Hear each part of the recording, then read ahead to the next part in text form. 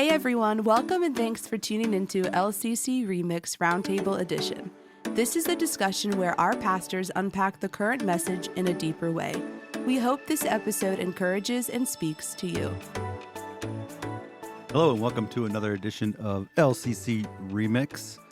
I'm sitting here today in the mod, which is a different place from normal, but sitting here with Pastor Greg. Hello. And Scott Baker this morning is joining us. Good morning. Steve is not joining us. He's sitting in the sand beach. somewhere. In a van, is what you said? in the sand. Down by the river. Yeah. And down by the river. With a fishing pole. Yes. Apparently he's working because I got an email yesterday. Yeah, I did too. Yeah. I kind of gave him a hard time about it. You know what vacation's supposed to be, right? Yes. Unplug. Yeah. But we are going to wrap up our series on Hebrews this morning. And Pastor Greg spoke this past Sunday on Hebrews chapter 13. Was just kind of, like you said, hit bullet points of all the stuff that we kind of talked about through Hebrews, which, and I think at the end here, we want to talk a little bit about just kind of the series in general. Yeah. And takeaways from the series. But before we dive into that, diving into chapter 13, and if you weren't able to join us, you can check out that the podcast, if you will, of the message on YouTube, Facebook, or our website. Give it a listen because it was a good word from Pastor Greg, just wrapping up that book and encouraging us as believers. So just kind of let you kick us off this morning and give us a direction where you want to go. I was going to ask, how do you want to do this? Because it literally is like bullet points. Yeah, I jokingly talked about it, but you know, it's such an incredible book, and really diving into some just amazing things and explanations. And then here at the end, it's like, oh, by the way, I forgot a few things. Let me add this. You know? It's like that, you know, that last thing out the door, like, oh yeah, here's a list, you know, things. Don't forget these things. And so that chapter 13 seems to be that way. And but you know, God directed it this way, so it's for a reason. But so much. But just the verse 1, it's, you know, keep on loving one another as brothers and sisters. You know, let brotherly love continue in the New King James. And boy, how much it always comes back to that. You know, you can have all this stuff and be spiritual or whatever, but if you don't love, you know, Paul talks about it in 1 Corinthians 13. Jesus talks about it. You know, the Apostle John talks about it. You know, all throughout, and love is such a key issue, and that's that seems the last thing on our minds a lot of times, because we're always trying to, which isn't a bad thing, always trying to improve ourselves to be better believers, better, you know, to walk a better, you know, straighter line in our Christianity. But loving our brothers and sisters, loving each other is critically important. And that I was in a conversation with someone a couple months ago, and it dawned on me in our conversation that really is, Jesus said that's the mark of your spirituality, is how you love, you know. And he summed it up, they'll know you're my disciples by your love one for another. Yeah. And he didn't say anything else about how people will know you're my disciples, you know. And so what do you think? How do we do that? What gets in the way of doing that other than people? Well, I think it's interesting to point out at the beginning of that verse, he says, let brotherly love continue, like meaning it had been present in some form in that church, like that he was writing to. There had been, but let it continue. And the practicality of it, I think you're right, is how do we work that out practically in the body? Because again, he's talking to the body, love one another, you know. And first of all, I think you get back to what God requires, which is, you know, to walk humbly. And I think that's the first mark of loving your brothers and sisters in Christ, is the humility that you carry yourself. Yeah. Like even when there's things that you agree on, or things that you have learned or have been taught and feel confident in expressing your belief and views on whether it's a specific passage or, something in the Christian life. But being able to do that with brothers and sisters, specifically in humility, and being like, hey, I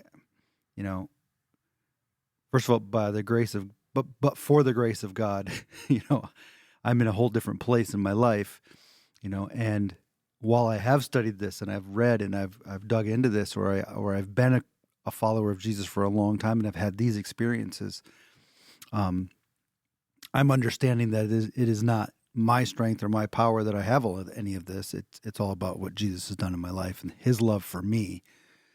It was interesting. I read something just the other day in reference to this idea of loving one another, and somebody was very upset, and they were like, we've got to stop talking about loving, how we love and what we do and how I do this and I do this. It's all about Jesus' love, and that's all that matters. And I was like, well, you're not wrong, but like you said, Jesus said, love one another. John said, love one another. Yeah. John, that verse you mentioned on Sunday, they will know, the world will know believers by the way that they love one another. Mm-hmm. And so we have to constantly, I think, be asking the question of ourselves. When somebody from outside the body of Christ looks at me or looks at us, do they see love? Yeah. And do they see it expressed in the church? Yes. In the members of the church, It seems, some people may have a hard time with this. I don't, but, talking about loving people, according to Scripture, love for your fellow believers comes first before your love for the people in the world. Mm-hmm. And that's a hard pill to swallow for some. But it's according to Scripture, go through, and we could, show you. But it's so the love for your fellow believer is, and I think part of that is the world sees that and wants to be a part of that, is the idea. And so that's critically important. And, like I said, we're going through Philippians and talks about esteem others better than yourselves. And, let this mind be in you, which was in Christ Jesus, and all this. So it's all through Scripture. But that seems to be the one thing we don't, people mention it from time to time, but we never talk about it in discipleship. We always talk about prayer and living a holy life and all those things, but this is critically important. It's interesting you bring up Philippians, because we, in our fire group last night, we were talking about verses that have been, very impactful to us. And for me, one of the has always been Philippians 2, 3, and 4, what you just said. Don't do anything out of selfish ambition. Yeah. Esteem others as better than yourself. And I think that really is. And I said last night, I think that's kind of the definition of love. Love's not a feeling, right? Love is wanting. Right? Ooh, gotcha. It's putting others, before you. Really, that's loving someone, right? Yeah. Wanting better for you than. And it doesn't mean, completely foregoing, taking care of yourself or whatever, but it does mean having the right, frame to put it in. Yeah. So. Whenever it's possible or in your control to do something for someone else, the world, every, which should be contrary to Christians, every opportunity I have in the world, every opportunity I have to seize for myself is the world's idea. So, and there's sometimes we deliberately take a back seat, where I could possibly gain. I relinquish that, I let that go for the benefit of someone else, and that's love. That's what it looks like. And it doesn't have to be, announced. It doesn't have to be anything. It can be quiet and, but yeah. Is very, very important. And I think too that it does make sense to, when you're talking about, brothers and sisters in the faith before the rest of the world, we talk about community all the time. And Yeah. that is that sense of community where we're looking out for each other. We're Yeah. taking care of each other. It's that's a very New Testament model, where Yeah. they did everything together. They traveled together. They ate together. They shared their good. They shared their lives. And you're right. That is, or should be at least, attractive to people who don't have it. Yeah. Yeah, I it makes agree. sense. So here's a question for you along that, because I think in order to love, you have to know. And in our, I hate to say, consumer mentality a lot in church, it's like I'm coming in, I'm getting my worship on, and then I'm leaving. And I think here at Life Church that sometimes is perpetuated in that we're so time sensitive. Like we've all been part of churches where people would just stand around for an hour and a half, just talking, about what's happening in life, what's happening in families, and unfortunately in our context, we don't have that opportunity except for the last service, Right. which it does happen last service a lot. Yeah. A lot of people just kind of hang around. Scott knows. Scott knows. Yes, to lock the building. They do. Yeah. They do. Yeah. So the question becomes like, how do you, in our context, how do we do better at getting to know one another? In a place where I can say that I love you, but if I don't know you, do I really love you? Like that's almost like Yeah. the way that we love the world around us is like, I don't really know you, but I want to care for you, or I want to support you, or I want to, help you. But in the context of the church, we really need to, that New Testament church, they knew each other, like they had a relationship with each other, and I don't know, I feel like in 2024, in all areas of our culture, we are so zoned into like what I'm looking at and just not taking the time to have a conversation. Think about it in church context. Like most of you who are listening, if you come here on Sunday morning, probably sit within 20 feet of the same chair every week. Mm-hmm. And those around you sit within 20 feet of you every week. And the question becomes like, do you know any of those people who sit around you? Yeah. Like at least in the service that you come to, do we know the people so that we can be praying specifically for things that are happening in their life, so that we can identify a need that may be there, or in some circumstances, I can ask for help for somebody around me because I know their heart. I know that they love me. And, so it's just that the ability to be known and to know so that love can be authentic and vibrant and active. Yeah. I think there's a couple things in our we have gotten to a point in the history of mankind where we feel we don't need other people. We're very self-sufficient.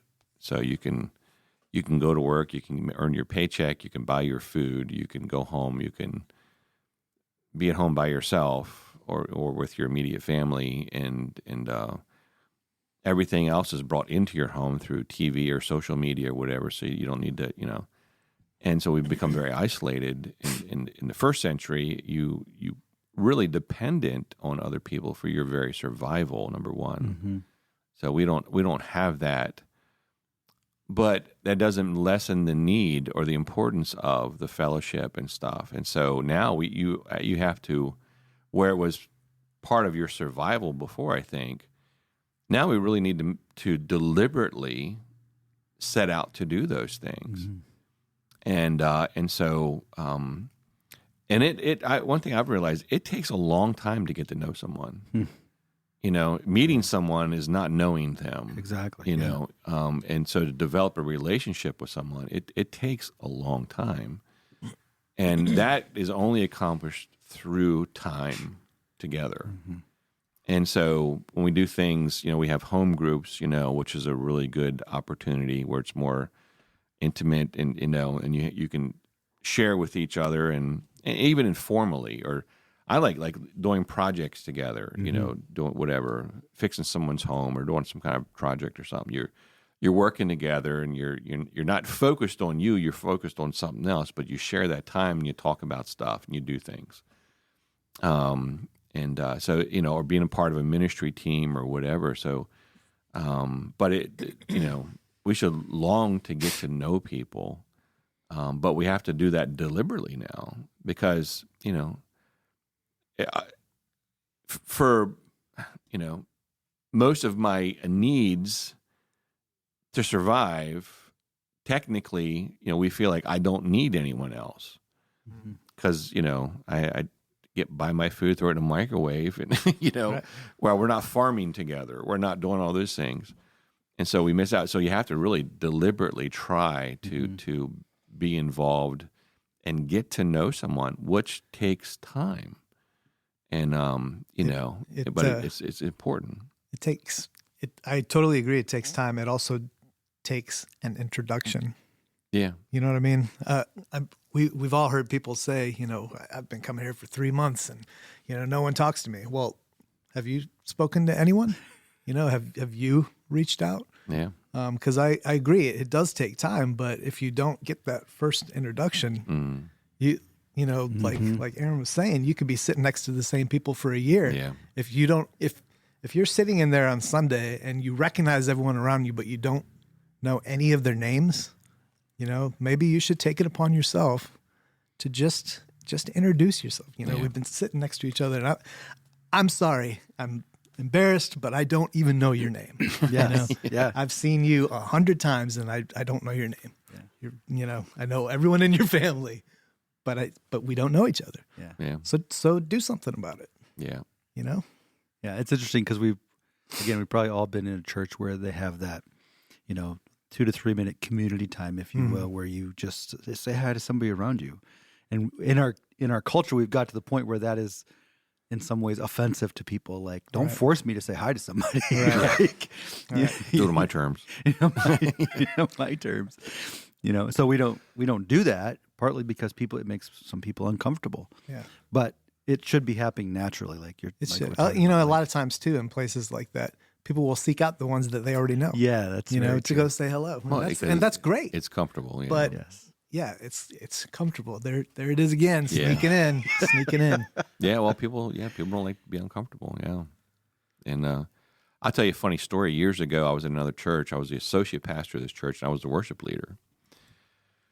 And I'm not great at introducing, and but I'm making an effort. I'm going to do this. So there's some people that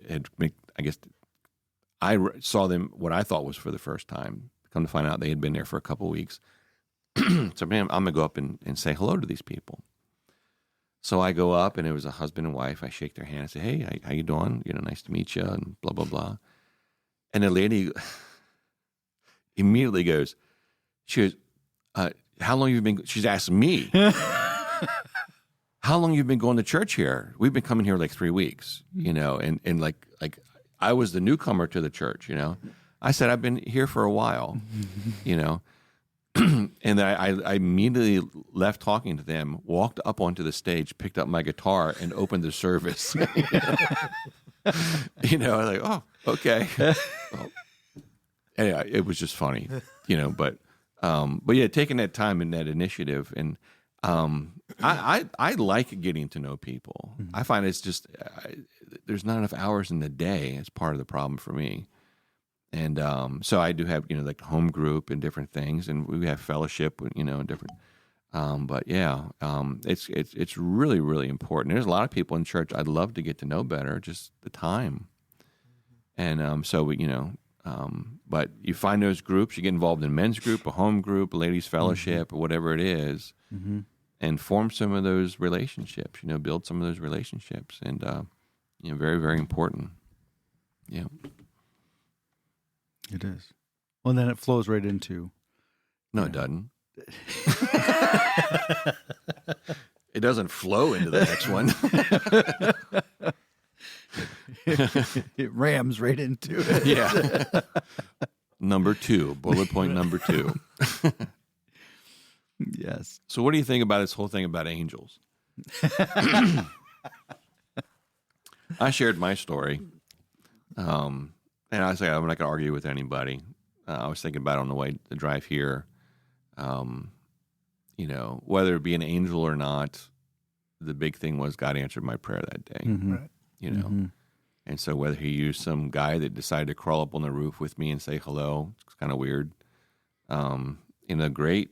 And if whatever, but the whole point of that, God answered the prayer that day and set me on a course, which is cool. But what do you think about this whole thing about angels?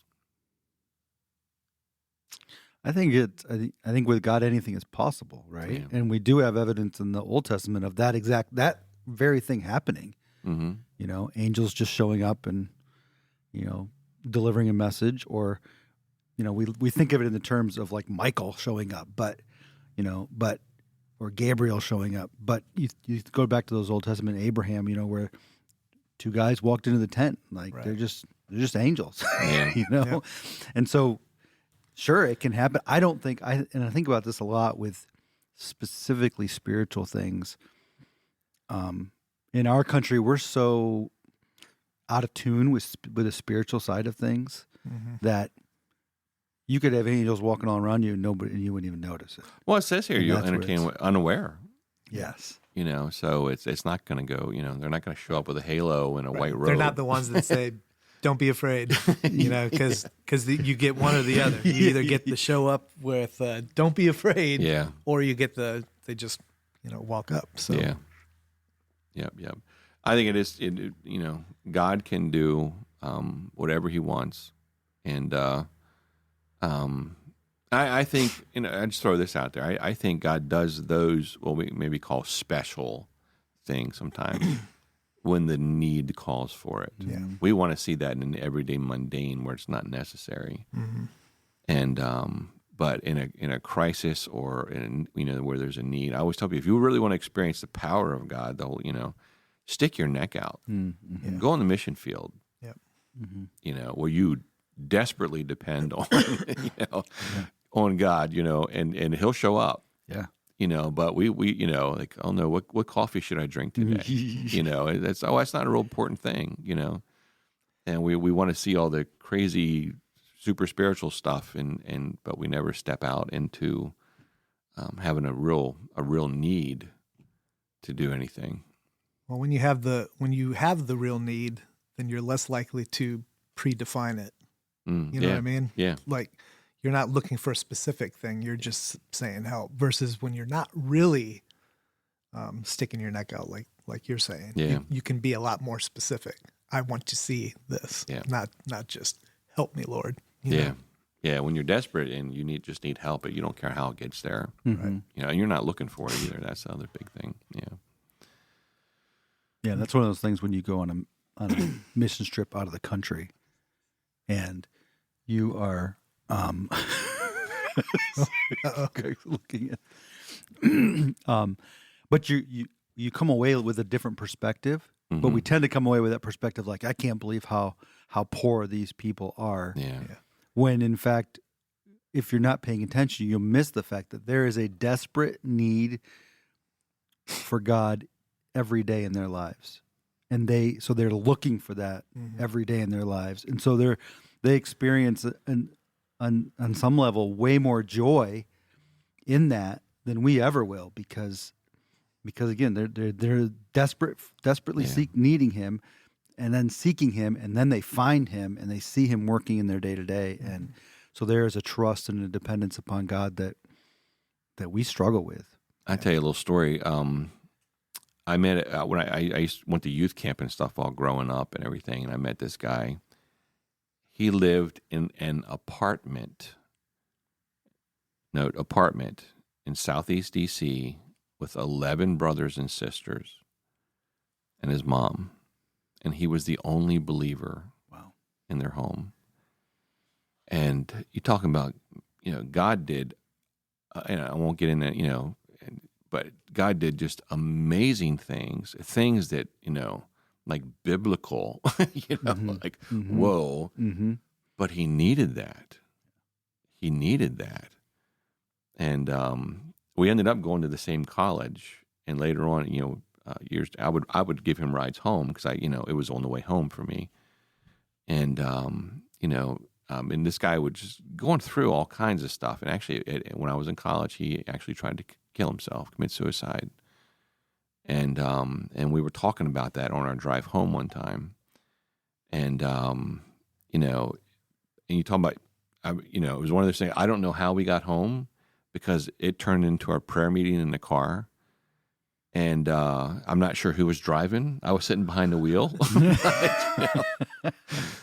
But boy, God showed up, you know, and because his life literally was that difficult with all the stress of his family. And God just had to, you know, constantly.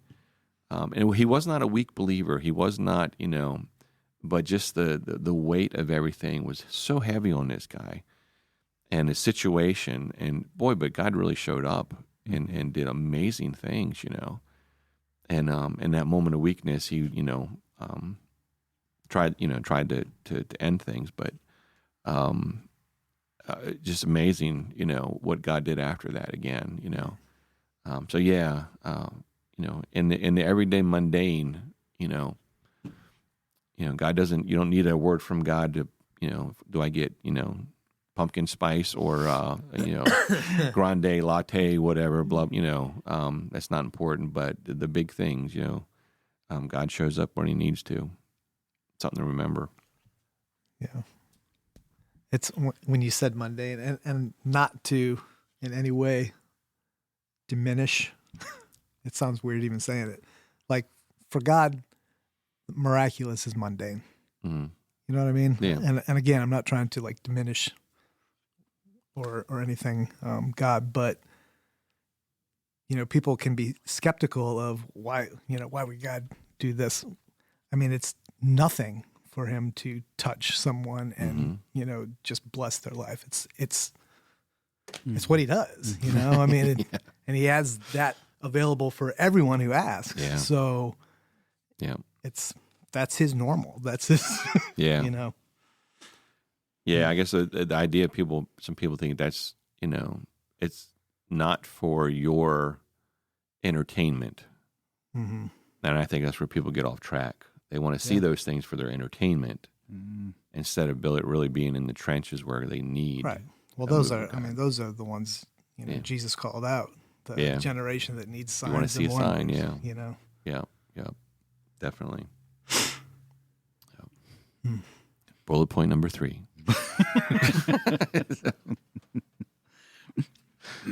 Did you talk about remembering the prisoners? I think I missed it the first service. You did. Yeah, you did. That's the one I heard. Yeah. And I don't know how I missed it the first service. But yeah, in the second service, I read it like, oh wait, I missed that in the first service. But I get the other 2 services, I got it. Remember, the first service is the practice service. That's right. But yeah, remember the prisoners as in prison, as though in prison with them, and those who are ill-treated, since you yourselves are in the body. And just you know, prison of people, you know, who are being mistreated, who suffer. Just because we're happy and healthy doesn't mean everybody else is. Mm-hmm. And so there's people who are mistreated, abused, all kinds of stuff, and to have empathy, I think is huge. Mm-hmm. And we're missing that a lot. You know, a lot of people are missing that almost that capability, I think, because it hasn't happened to them yet. You know, and I think God allows us sometimes to go through things to be broken, and that's part of the growing process, in my opinion. But He breaks us, and part of that is to feel people's needs. Mm-hmm. You know, and so if you've been through a really difficult time, I remember Chuck Smith talked about, you know, who the dude was on top of the world financially and all kinds of stuff, and ended up filing for bankruptcy. And he jokes about it, you know, his bank account got wiped out, and said what didn't get wiped out in that, an earthquake took out his house. You know, he lived in California, so he lost everything. But he was much more able to empathize with people who were going through things. And yeah, that's important. So you might be doing great. You might be doing fantastic health-wise, physically, financially, spiritually, and stuff, but there are people around that are struggling. Mm-hmm. And to be able to empathize with people is very, very important. Yeah, and you can kind of look at that a couple of different ways when it talks about prison specifically. You know, Yeah. you think about, people who have, and a lot of times by their own choices, found themselves in a really dark place. Yeah. And having the opportunity to bring the gospel to them, where them. But I just love how it says as if you were chained with them. Yeah. Like, and we tend to be like, oh yeah, go to prison and just rot and just, and it's important that we continue to take the love of Jesus to those that are in prison. And then on the other side of that is remembering those who are in prison for the sake of the gospel. Mm-hmm. Mm-hmm. Yeah. And obviously we can't, there's very few, if any, people in prison in our country for the sake of the gospel, but around the world, there's people in prison all over the place for the sake of the gospel. And so what we can do practically really, unfortunately, doesn't necessarily go beyond praying, but having them in our prayers and having them constantly, before the throne, being able to say, I'm just praying for. I mean, it'd be great to have specific names of people that we can pray for. I remember growing up in Indiana, we had a relationship with Pastor Georgie Vins, who was a pastor in Russia and was imprisoned 3 or 4 different times, because he was preaching the gospel in Russia. And that was during communism. And so they had, churches in the woods and stuff like that. And, but I remember specifically he and his family being very, very front and center in our church all the time, praying for the Vins. And actually President Carter made a deal to get him out of prison and bring him to the U.S. Oh, really? Yeah. I don't know I remember all the details of it, but I remember when he came to our church, and spoke at our church, and it was just like, wow, this guy, who's been in prison for preaching the gospel, now is standing before us, and we had a pretty big church, but standing before us preaching the same gospel, free, and it was like, wow. He ended up going back to Russia as soon as communism fell, and had a huge ministry in Russia as well after that as well. But wow. But yeah, having specific people that we can pray for, who are, and I know at our church we've got a few unnamed people that we support, right. Who are on those front lines for the gospel, in countries where it's really, really dangerous to be on the front lines for the gospel. So, I had the pleasure of doing prison ministry for 2 years in a maximum security prison. Wow. And I tell you what, that became the highlight of my week. And and just once again to see God move and to talk to people and so it's definitely that's a very Chuck Colson with Prison Ministry Fellowship and working with the kids of prisoners. That's a big thing. These kids had nothing to do with what's going on, but they're suffering because of things.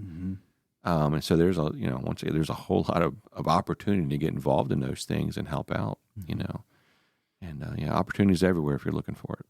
That's definitely a population that, can definitely fit the bill of being to the point of desperation where there's nothing, they can't do anything but call out, Yeah. Yeah. Number 4. Okay. I'm going to get into the weeds here now. All right. Marriage is to be weeds, held. It's black and white. There's no weeds. I know. There's no weeds. Some it's going to be. I looked at the clock. Remember Sunday when I? Yes. I do. I don't want to make up. The pastor looked at me. That's why you were doing that. I'm like, why is he saying that? That's why he's saying it, because. Yeah. Anyway, marriage is to be held honorable among all, and the marriage bed is to be undefiled. Actually, that word for marriage bed in Greek is the act of the marriage act, is what it's talking about. And it says, fornicators and adulterers God will judge.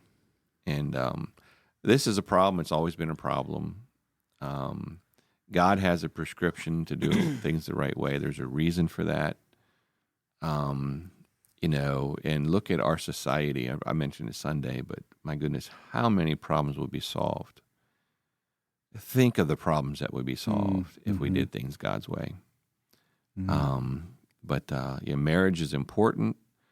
And I know in our culture, there's a real problem now with marriage really being, demeaned, I guess, is put down, and there's reasons for that, and people feel that way. But in God's eyes, marriage is very important. The family is very important.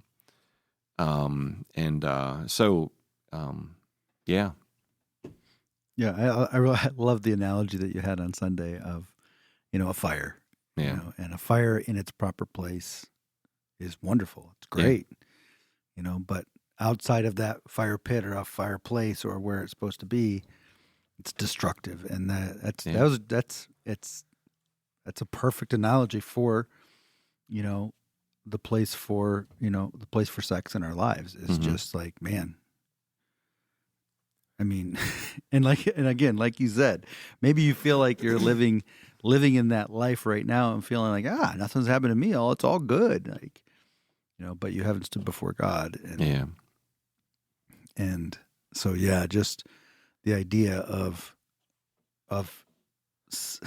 and it's, man, I don't know. In our families, you have struggles with, our culture today.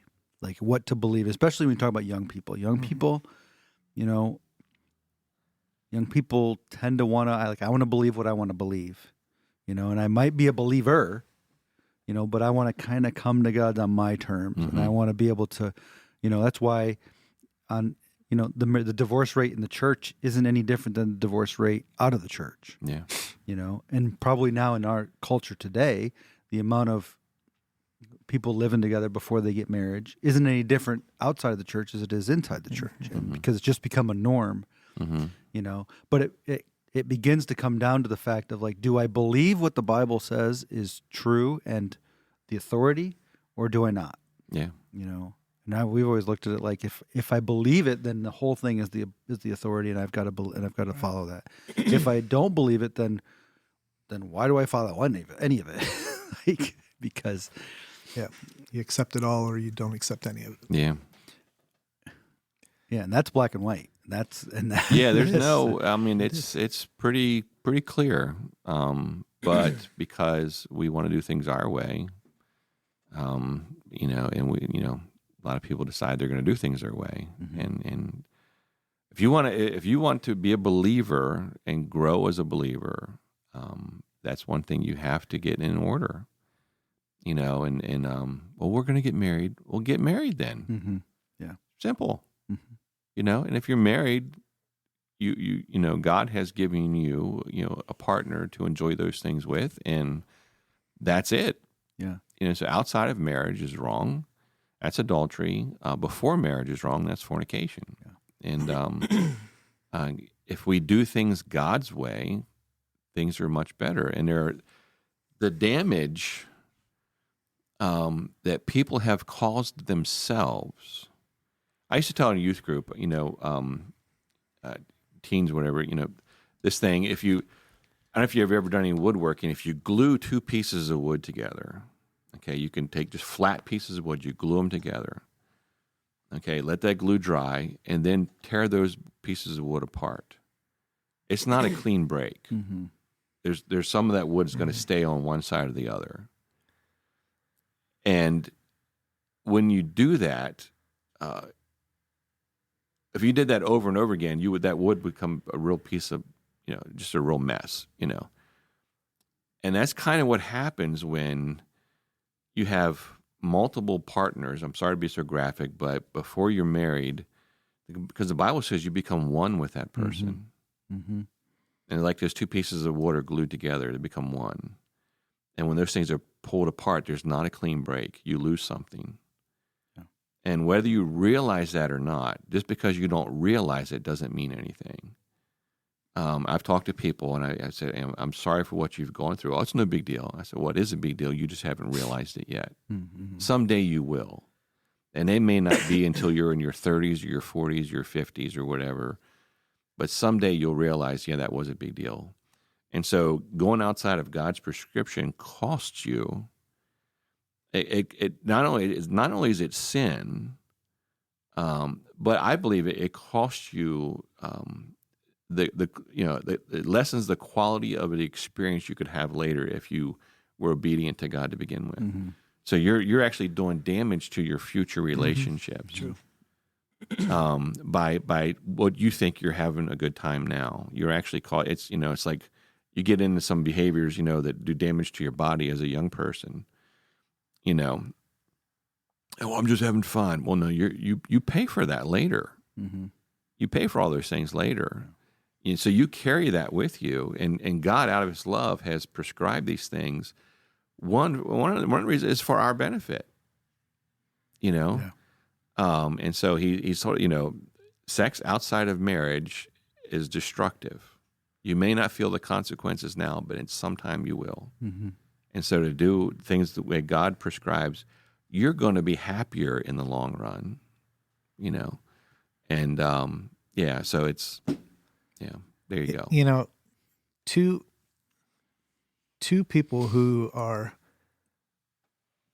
trying to follow Christ the best that they can as young people who then come together and then they get married and, with no baggage. It's challenging enough. Mm-hmm. It's hard enough. You're still two personalities that are having to come together, and you're going to have challenges. You're going to have, it's going to be good, but there's going to be hard times. And so every amount of baggage that you add on to that just makes it exponentially harder to navigate. Yeah. It really does. You're taking the, something quick and easy. It feels good now, or do you want to, go in for the long haul and get better benefits later? Because all of the stuff you're talking about is just chasing feelings. Yeah. You're just chasing feelings. Yeah. And even the divorce rate and everything that's going on with that is people chasing feelings. So I must not have married the right person, And I've heard before. I don't remember who said it, but if you start thinking I married the wrong person, you need to first say, "Am I being the right person?" You know what I mean? Yeah. Take some responsibility. Making a commitment is making a commitment. It has nothing to do with how you feel about it. When you're going through this stuff, it's saying I'm going to do this. Because again, that leading to, a 50% divorce rate where you go find another imperfect person with more baggage and then try to, I'm not saying it can't work, but you're really stacking it against you, Yeah. God's plan is God's plan because it's the perfect plan. It's the right plan. And I think the issue isn't that people realize, right or wrong. Because I think at the end of the day, even young people can know that it's not right, But the problem is no one's calling them out. Becoming a norm in our culture is because people stop calling it out and saying this is wrong, and we just keep sliding further and further. I spoke at a oh goodness, it was a thing. Actually, I was at my brother's place in Waldorf with a bunch of kids, most of whom were Gothic, by the way. And we talked about this. We did a question and answer time with the pastor, type thing. And this comment came up, and I talked about, you don't have to do this, that you should save yourself, And someone told me later that, there was a young girl, teenager, 13, 14, 15 years old, standing in the back weeping because she finally felt like someone took the pressure off of her, so not to have to do these things now, And a lot of people are just looking for, they know innately, it's you're not supposed to be doing that. There's something, but just to be able to say, and it was really encouraging for me. Sunday afternoon, I got a message that a teenage boy was reciting back to his mom the whole thing about the fire. Oh yeah. Yeah, and he understood that. Yeah. You know, and it made sense to him. Mm-hmm. You know, and so, but yeah, so giving people, you know, part of what we do hopefully is give people, you know, an understanding why, you know, this is God's plan, and here's the reasons why, and go from there. Mm-hmm. Number 5. There you go. Make sure that your character is free from the love of money. Woohoo! Be content with what you have. For God said, "I will never leave you nor forsake you." Mm. I love the way that's put there. You know, be content with what you have because Jesus will never leave you. Mm-hmm. And if you have Jesus, you have everything. Mm-hmm. Yeah. And that's not a cliche. Mm-mm. You know, hopefully, you understand that, you know, God said He'll supply, He'll take care of you and meet your needs. But, you know, all these things that the world, you know, some of you know about I play with storage lockers. You know, this is interesting. So at any given moment, within a 50-mile radius of my house, there are probably about anywhere from 800 to 1,000 storage lockers up for sale because people have not paid their bills. Wow. Think about that. Number one, that there are that many storage lockers. Yes. But people were chasing after all this stuff. Obviously stuff you don't need because it's in a storage locker. You know? Mm-hmm. And, yeah. So. Yeah, I mean that's the thing. If Jesus isn't first and foremost in your life, something is. Yeah.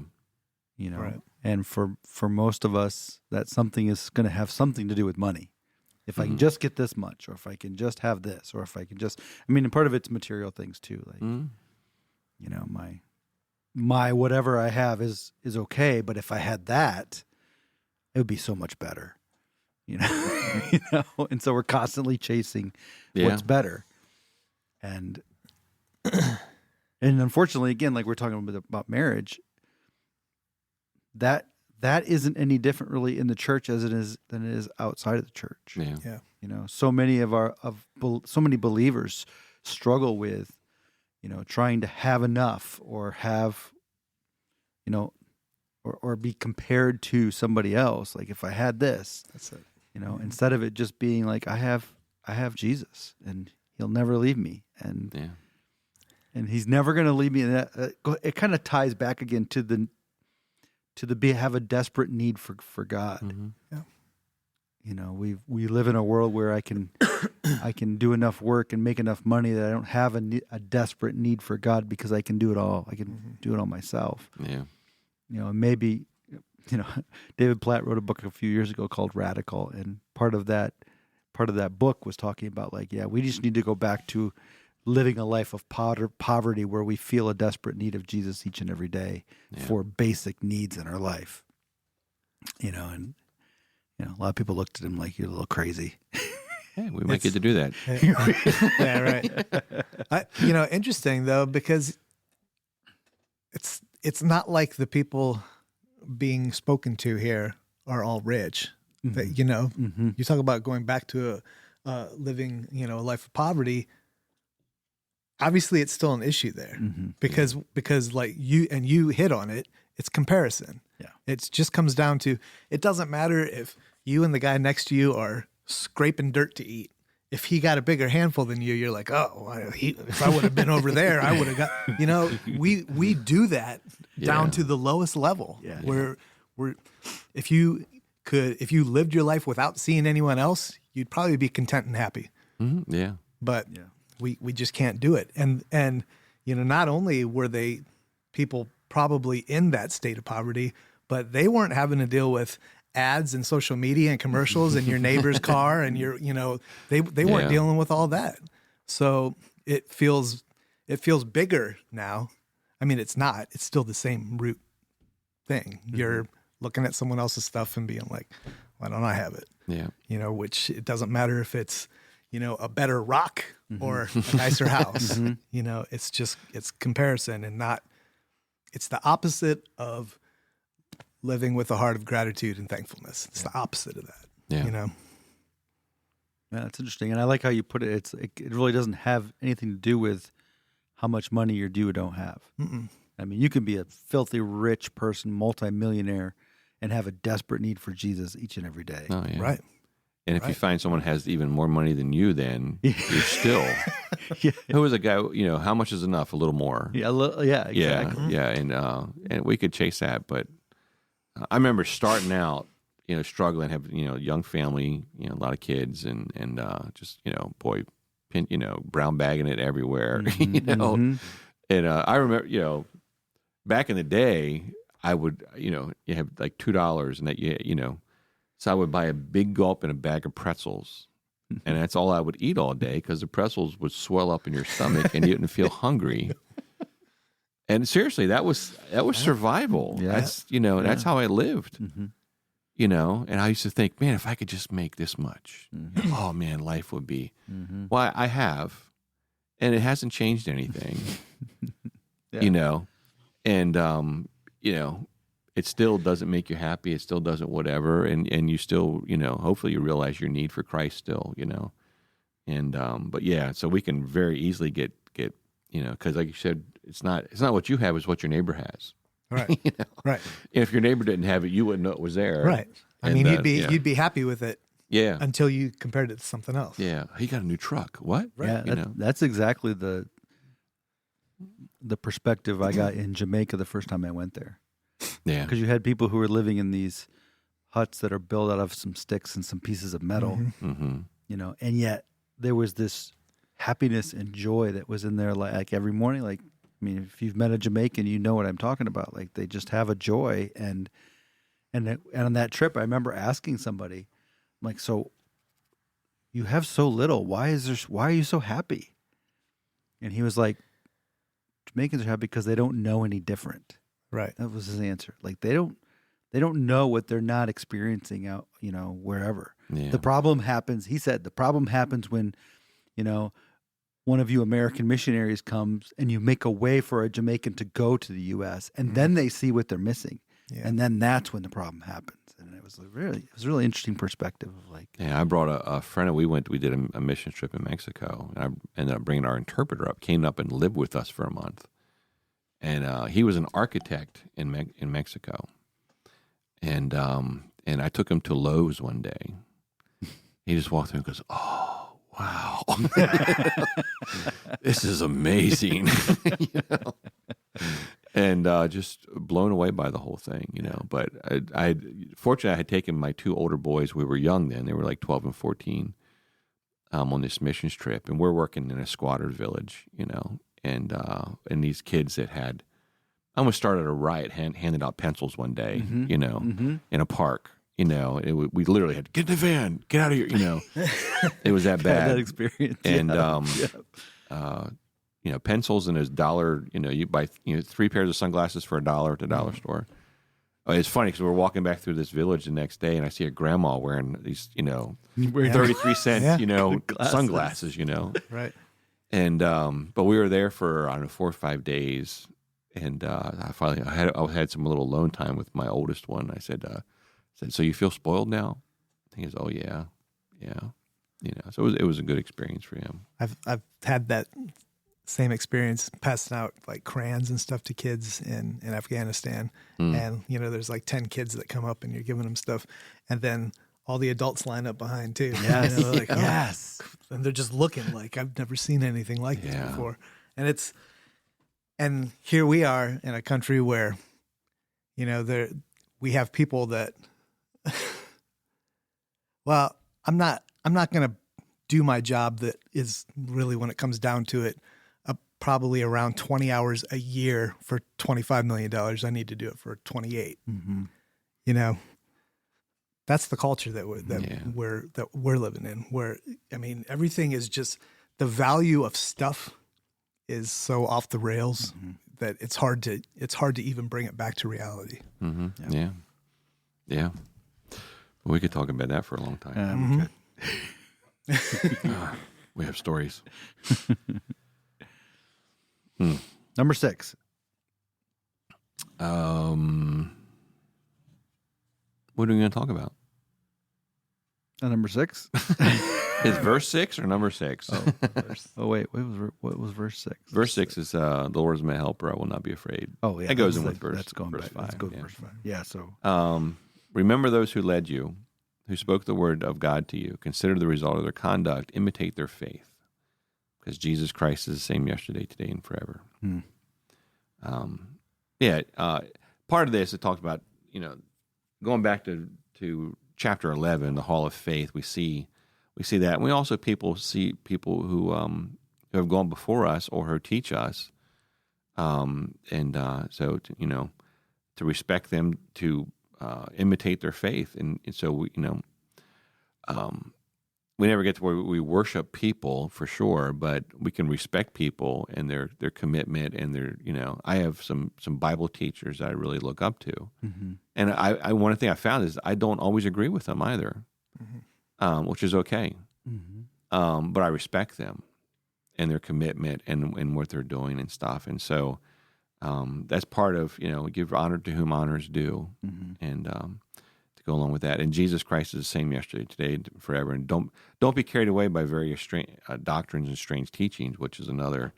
Jesus has not changed. The gospel has not changed. It doesn't matter what year it is. And we go back even to the whole thing about waiting for marriage and stuff. None of that's changed. right. He's still the same. Just because it's 2024 doesn't mean anything. And so to keep that in mind, the one thing that's so amazing about the Bible is it crosses all time and all cultures. Find me another book that can do that. Yeah. So across all culture, across all time, God's truth remains the same because Jesus is the same yesterday, today, and forever. And so it's very, very important to remember that. So. Yeah, I like how you said on Sunday too, like the strange teachings part. Like over the years in ministry, you see these kind of ebb and flows of doctrine, and something will become, somebody will get a hold of something that starts very biblical, and then it just kind of drifts to unbiblical, and so we do. I mean, even we say it all the time too. Like, don't even take what we're saying on Sunday, and just walk away as that's gospel. Like, follow up, like read for yourself, because you may not agree with something that we say.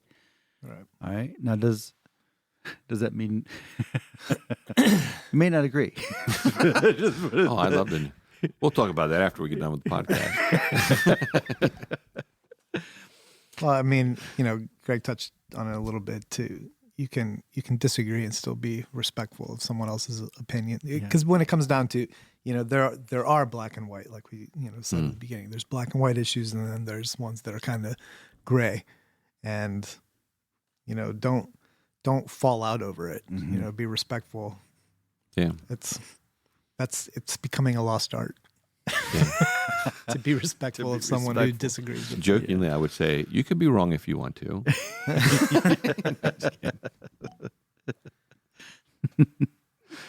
Oh my. All right, where are we at here? Well, let me see.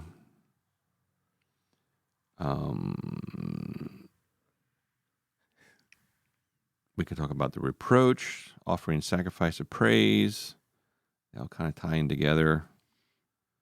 I just want, about the reproach. So Jesus was crucified outside the city, and it says it was a reproach to him. He took our shame, he took all those things, and it says that we could bear that shame too, that reproach. And one of the things that keeps, this is kind of a serious thing. One of the things that keeps us sometimes from walking in obedience to our faith is we're afraid of what someone might say or think. And we really need to get over that. we really need to get over that. And if someone disagrees, well, you've whatever, this whole thing isn't real. Well, if you want to believe that, you can. But I've experienced the power of God in my life. I'm living this out, and your opinion of that, doesn't really matter to me, and if you disagree and there's things get ramped up, people become more and more hostile to faith and stuff, that's going to be more of a thing. And so that reproach of being a believer, it can be a real thing. It's, we haven't experienced that much here. People do make fun of, people, that put their faith in Christ, but we haven't experienced that too much here. But we don't know the day might be coming. And other places, I had a guy that I went to school with. His name was Oshman. His parents, it was a village in Africa. His parents, scrounged up the money to send him over here to go to school. When he came over here, and he ended up becoming a believer, a Christian, called his family to tell him, that, thought they'd be happy for him. And they were Muslim. And they said, if you come home, we'll kill you. And so they disowned him. Wow. And so he was left in the States with nothing. And there was a very wealthy person actually who would, finance the rest of his college and kind of got him on his feet, which was good. But there are people who face those kind of things. And we're afraid of someone might think you're silly or naive if we tell them we love Jesus and we're, I am going to save myself for marriage, or I am, right. I don't need to party because it's not pleasing to God, or, we're afraid of things like that. So yeah, bear that reproach, don't be afraid of that. And and I find on the other side of that too, and, in a group, I remember as a teenager, or a young person, people may make fun, but when you're one-on-one with them and they're in need, they'll come and talk to you, right. Right. And so just keep that in mind. Yeah. It's interesting how people see, when they see God working in your life and they see that you are living what you say you believe, right? There's a trust that's built up there. Again, and we talk about it all the time. Like it's about relationship. If I have a relationship with you, then I, at the very least, can hear you out and have a respect for what you believe or what you would, and so, yeah, that's. We need to get better with boldness. Yeah. Really, we're talking about Jesus being the same yesterday, today, and forever, and we're following him. We're supposed to be imitators of him, so we should be the same too. It should be the same no matter who's in the room or no one's in the room. If you're going to say something, if you believe it, then stand on it and say it. Yeah. It. And it's interesting because it's the fear that keeps us back from that, but usually that's an unfounded fear.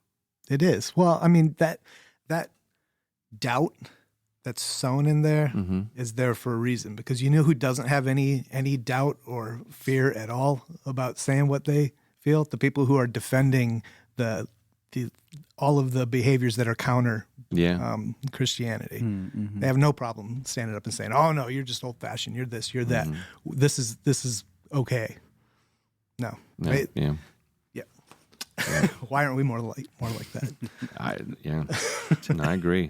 That's something, and that's one of those things you get. Just pray for courage, pray for boldness, pray for those things, and because you have a feeling of fear does not mean you have to submit to that feeling of fear, and to push through that and to step out and watch God watch God show up when you do that. And that's one of those things, again, putting your neck on the line. Right. You're in the middle of a conversation with someone or in public or whatever. Proclaim the name, do it, and don't be bashful about it. Live your life, for his glory, that we're supposed to be a light set on a hill. Right. A city set on a hill, a light to shine, Yeah, and that fear is something put there by the enemy a lot of times to stop. Once again, it's a lion with no teeth. That's right. And the roar is there to scare you, but he has no teeth. And if you're a believer, especially, he has no teeth. Right. You know. Because if he's for you, who can be against you? Exactly. And, and being courageous in that, courage isn't the absence of fear. It's doing something in spite of the fear. In the midst of it. Yeah. Right. Yep. Stepping out in that. Goes on here. We're really going long here. I was going to say we'll wrap this up here real quick. We're over an hour, so yeah. One thing I think is real important. We'll hit this one and the last one here. Through continue to offer up a sacrifice of praise, a fruit of the lips that give thanks to His name. I can't even begin to describe how important that is, because your attitude of gratitude really has a lot to do with how you see things, how you live, how you, all those things. If you are thankful, going back to that, if you're thankful for what you have, you're thankful for the people in your life. You're thankful for your spouse. You're thankful for, everything changes. Yeah. Everything changes.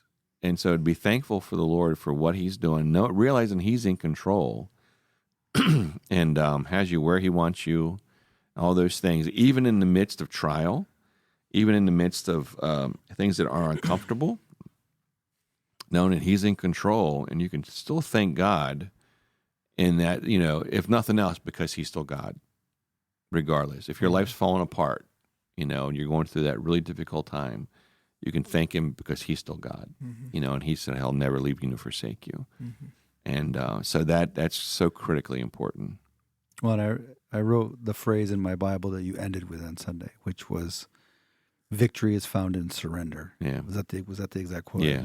Victory is found in the surrender, and so when there is that surrendering our will, surrendering, everything to Him, that's where the victory is found. And that's part of that gratitude of being able to just say, wow, but for the grace of God in my life, I'd be much bigger mess than I actually am with God. But I love that little phrase that victory is found in surrender. It's always found in surrender. So. And part of that is he wants to here at the end of the chapter here to equip you in every good thing to do His will, working in us that which is pleasing in His sight through Jesus Christ, to whom be glory forever and ever. Amen. And God wants to, He wants to work in us. And, and I love it, He puts treasures in jars of clay. And, which is amazing. What an honor that God would want to use any one of us, to work in us to display His glory. We certainly don't deserve that honor, but that's part of His grace. Yeah. And so He wants to, wherever you are, whatever's going on, wherever you've been through, God is there, and He wants to work in you to bring glory to His name. And that's encouraging. That's exciting. Yeah. My takeaway, just overall for this chapter anyway, is I don't know if either of you have ever done Love and Respect, the study, but kind of the key part of that study is, when he says, "Men, love your wives, women, respect your husbands." The reason why it's said that way is because men have no problem with respect, but love is something they need to be reminded of, and vice versa with women.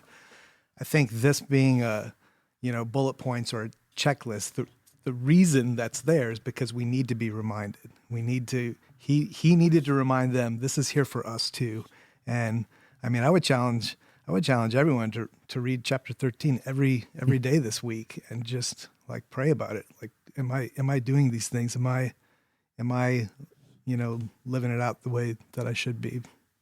Just to, kind of, recenter, refocus. Yeah. If you're not there, get back there. Yeah.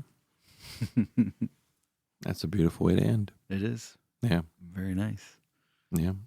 So we could go for another hour talking about our takeaways from the whole series. Oh my goodness. Yeah. But we won't today. Yeah. No one would listen. No one would listen. Maybe Sven. He's our man. Yes. But we started a new series this week coming up.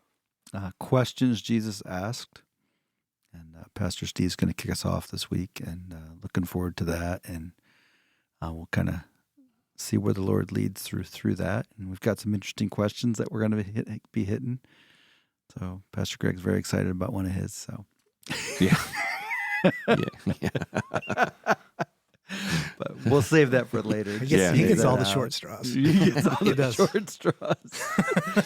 So, but no, thank you for joining us on this podcast. And yeah, hopefully you take away, like, these are some things that we can be reminded of daily in our lives. And, but a prayer this week for you is that you do know that Jesus is the same today, as he was yesterday, and he will be the same tomorrow. And hold on to that no matter what you're walking through. May you seek him and see your need for him in our daily lives. And Amen. we'll look forward to seeing you again next week, or at least talking at you again next week. But for now, have a great day. He's so good at closing. He is. It's amazing. Wow. Thanks for listening to LCC Remix. If you have any questions about this podcast, reach out via email at lccremix@lifechurchcalvert.com. LCC Remix is a podcast ministry of Life Church Calvert, located in Huntingtown, Maryland. You can visit our website, lifechurchcalvert.com, or download our app by typing in Life Church Calvert in your app store today.